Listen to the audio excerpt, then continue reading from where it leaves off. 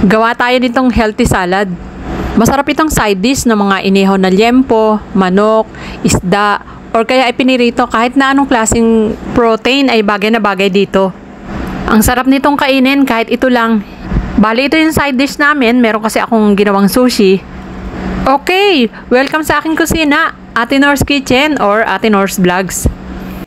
At dahil panahon ng abukado ngayon, napakasarap ng abukado sa salad. Meron na nga pala akong hinimay na lettuce dito, at saka crab sticks, at saka nag-cut na rin ako ng pipino. Kahit na medyo malambot pa lang itong aking abukado ay gagamitin ko na.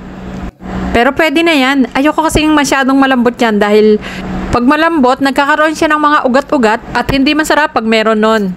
Kaya meron din akong apple, ikakat ko lang to. Tatanggalin ko lang yung pinakabuto.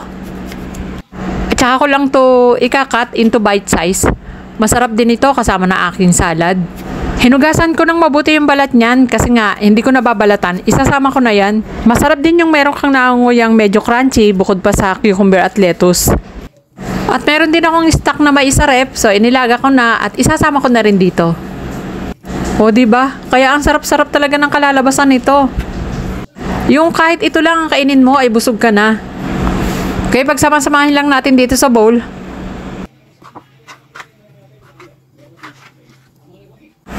Ayan, medyo nakukulangan pa ako sa lettuce kaya dadagdagan ko na lang.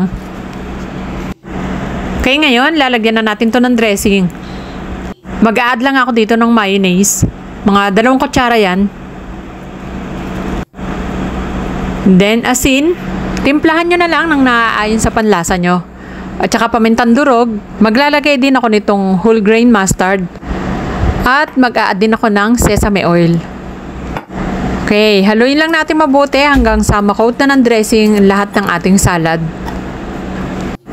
Yan, tingin pa lang ay nakakatakam na. Ganito lang yung ginagawa ko kapag tinatamad akong magluto ng gulay. Sa tuwing kakain kasi kami ay hindi po pwedeng walang gulay.